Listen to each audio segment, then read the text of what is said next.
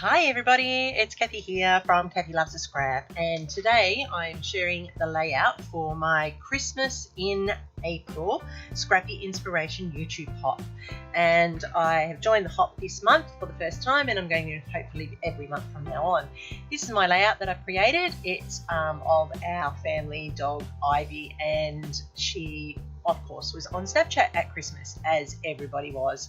So I have created this layout, and I've used a whole range of my scraps left over from my Christmas papers today.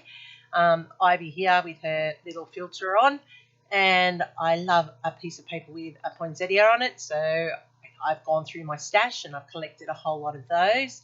I've gone with a blue Christmas theme, which is pretty unusual, but that's where my scraps tended to lead me to. And the reason why is because I found this paper that I have that has dogs on it, so it's really cute. I've gone light and darker there, so I'm using both sides of that piece of paper. I have got some tags and other pieces that I'm going to include, and I'm using this paper with the snowman on it. I've got a holly and pinecone one, and I also have this dog one. Isn't it cute? Look at those dogs. So I thought that was perfect for my layout today, and that's why it actually ended up being in the shades of blue. I'm using white cardstock, and I'm going to use it as the base. It's the whole cardstock being used. It's necessary to support the layout that I'm creating for you. Oh, well, actually for me, but you're getting to see the process as well. So first of all, I'm going to cut all the strips, and I'm doing 3 of each of the 2 big blue papers. Then I am going to cut some from my scraps from other papers that I needed. I've got this one here, the lighter one, which I'm doing 3 of those, and then I'm going to flip it, and I'm going to use the darker side, but I'm doing those ones thinner, not shorter, thinner, because they're going to be like a feature in the layout. I have gone on my Cricut, and I've cut an 8-inch circle in the snowman, and under the dog paper it's got the blue on the back, so I'm using the B side for a mounting of that circle, and that was 8 1/4. So I have my 2 circles that I'm going to use. To begin with, I'm going to use the distresser. The Tim Holtz distresser is mine, but if you don't have one of those, you can use the edge of scissors or the edge of a butter knife that's got the serrated edges part of it, and I'm going to rough up each of the pieces, each of the strips at the edge, just down the 2 sides, not the final sides. So this is a long process. I'm sure some people are really good at it and really quick, but I'm not. I have sped this part up so that you're not bored. And I actually will go off screen now and finish the rest of them and come back when they're all done, because it is quite a laborious task with that many strips. Okay, so I've gone ahead and I've done every single strip. They've all been distressed with the distresser, and now I'm going to edge my sheet of cardstock. And as you know, I always like an edge or a frame or something to say this is the end of the layout. So I used the lumberjack there, that's my favourite red, and I've put that there around the edging. So I'm starting off with 2 of the thinner strips, the dark one that I told you that I cut thinner, and I put those as my top borders, and then I'm going to alternate my strips down and up the page using the same papers in order until I get to the middle, and then that's when the order changes a little bit. But I go from the pinecone ones into the lighter blue one, then the dog paper, and they follow back to back, top to bottom. Doesn't matter if the gap is a little bit bigger or a little bit short between, it's fine, that works out in the end, and when you put the rest of the layout together, it all just fits nicely. It's like I've got peekaboo through, that's why I chose the white. I could have gone red, could have gone green, could have gone any colour, gold even, but I went with the white to try and break up some of the blue as well. And this middle strip here is a little bit wider, but that's okay, because when you see how the layout is laid out, it actually marries nicely.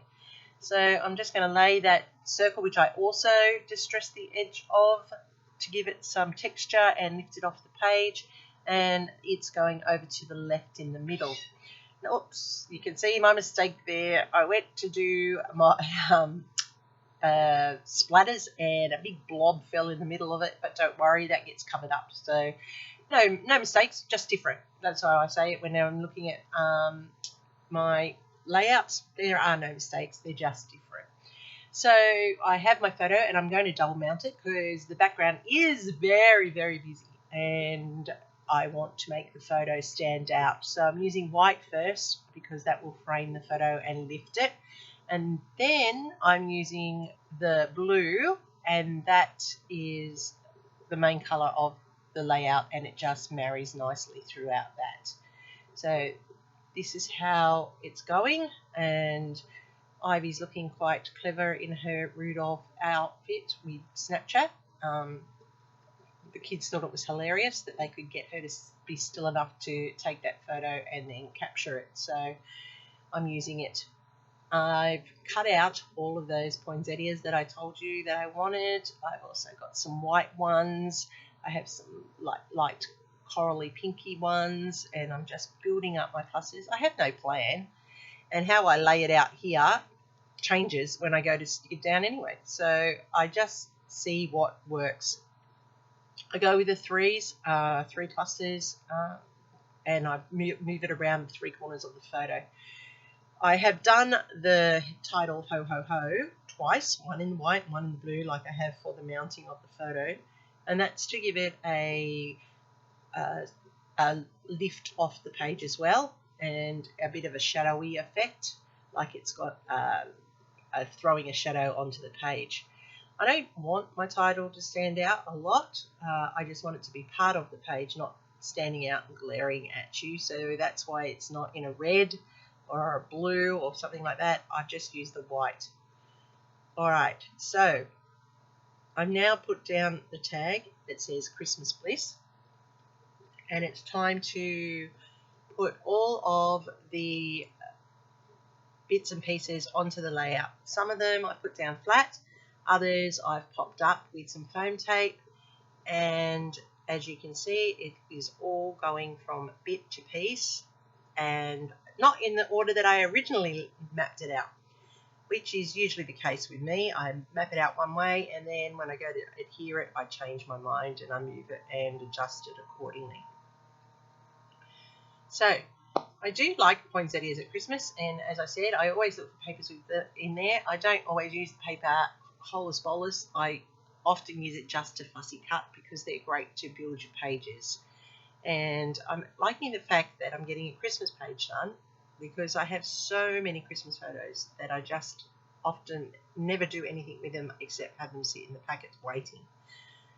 All right, so I went and I die cut some holly. I play around with it.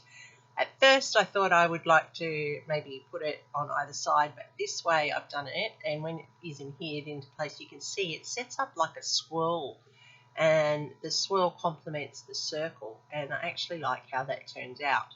And that drags the eye from the top to the bottom and follows through on the page, and that's actually a pleasing element, which was a bonus, not intended. As I said, I just play around and that's how it lands.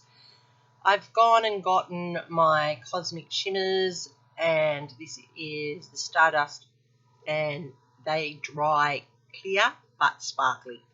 Putting them all into the centre of the flowers here. Just need a little bit of sparkle. Christmas is sparkly. And I've added some gold as well. So I have some gold ones that I'm now adding in my clusters. And I use my 3-dot signature, which I put 3 dots in 3 places, or I put 6 dots in 6 lots of 3 or 9 lots of 3, because they need to be in clusters and they need to be odds for it. And that's my gold Cosmic Shimmers, and they are really, really good. I have just written down on the bottom of it that it's Ivy at Snapchat at Christmas, and that was this last Christmas in 2023. She is very, very cute. She's a beautiful little dog, and the family just idolise her. All right, so here you go. You can see my paint splatters there on the page. You can see the holly and the tag. You can see that there's dimension. I've put in the little camera, and there's my title. It's visible but not overpowering. Those paint splatters just add that little bit of extra mixed media to it and an interest to the page. You can see that it's dimensional. I like dimension. It throws shadows and makes it look like you want to reach out and touch it. So that's my layout for this Christmas in April hop. I hope something inspired you. It isn't a hard layout. Hopefully you will find something to help you get inspired and creative. If you do, give us a like, because anyone in the hop is listed below, and our likes make our channels be more visible, and we all like that in this world. I'm Kathy from Kathy Loves to Scrap. You can follow me on Instagram where all my layouts are, and you can find other things that I have created. Thanks for your time today. Hope something inspired, and I'll see you next time. Happy scrapping!